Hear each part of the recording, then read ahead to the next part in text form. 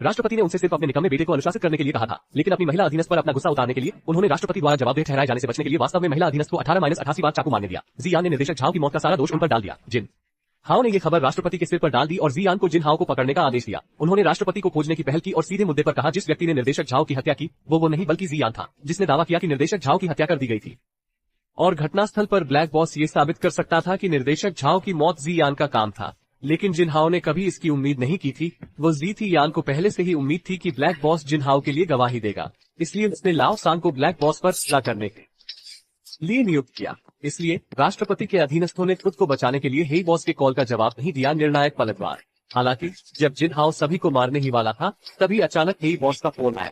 ये पता चला कि जिनहाओ इसके लिए तैयार थे। उन्होंने अनुमान लगाया कि बुरी नजर हेई बॉस पर हमला करेगी। वेई को गुप्त रूप से बॉस हे की रक्षा करनी थी। जब उन्हें पता चला कि उनके बेटे को मारने वाला व्यक्ति राष्ट्रपति जियान था, तो उन्होंने सोचा कि उन्होंने गलतफहमी को सुलझा लिया है और अपनी सतर्कता में ढील दे दी है। राष्ट्रपति के सामने उन पर अचानक हमला हुआ और जब वो उठे तो उन्होंने देखा कि उनके हाथ पैर कसकर बांध दिए गए थे। चेयरमैन लाई का इरादा जिनहाओ को जाने देने का नहीं था। उन्होंने कहा कि उनके बेटे की मृत्यु का कारण उनकी वजह से था, इसलिए वो दूसरे व्यक्ति को अपने तरीके से भुगतान करेंगे और जिनहाओ को ऐसा करने के लिए अपने सबसे करीबी व्यक्ति को चुनने देंगे। वह मर गया और उसने जिनहाओ को अपने प्रियजन को अपने सामने मरते हुए देखने की धमकी दी। जाहिर तौर पर जिनहाओ कोई विकल्प नहीं चुन सका, इसलिए राष्ट्रपति ने लोगों को जिनहाओ के 2 मोबाइल फोन छीनने का आदेश दिया। जिनहाओ के मोबाइल फोन पर संपर्क हुआ। इस फोन में एक संपर्क हुआ। जब जिनहाओ ने राष्ट्रपति को डायल बटन दबाते देखा तो वो तुरंत स्तब्ध हो गए। हालांकि ये संपर्क कोई वास्तविक पुस्तक नहीं थी, न ही निदेशक, न ही वेई, जिसने अपने भाइयों और बहनों के प्रति सहानुभूति व्यक्त की। लेकिन पुलिस ने जेमिन को गुप्त रखा। जब उसे पता चला कि दूसरी पार्टी एक बुरी मुस्कान थी, तो महिला राष्ट्रपति के चेहरे पर तुरंत एक बुरी मुस्कान आ गई। ये दर्शाता है कि उसने वास्तव में राष्ट्रपति की पूछताछ का सामना करते हुए अपने प्रिय जिनहाओ को पा लिया है। तुरंत कहा कि उनका उस महिला से कोई लेना देना नहीं है, लेकिन राष्ट्रपति को इस पर बिल्कुल भी विश्वास नहीं हुआ और वे जेमिन को बाल कटवाना चाहते थे।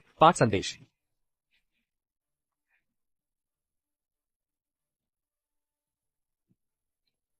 से पता चला कि राष्ट्रपति जिनहाओ को फिर से नियुक्त नहीं करना चाहते थे क्योंकि उन्हें आदेश गलत मिला। राष्ट्रपति ने कहा कि अगर वे बढ़त हासिल करना चाहते हैं तो जिनहाओ को पहले उनके पास आना चाहिए।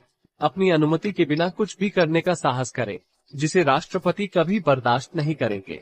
हालांकि जिनहाओ ने राष्ट्रपति से कितनी भी मिन्नतें की, फिर भी उन्होंने राष्ट्रपति के दृढ़ रवैये को देखकर जियामिन को जाने देने से इनकार कर दिया। जिनहाओ के मोबाइल फोन से एक टेक्स्ट संदेश प्राप्त हुआ।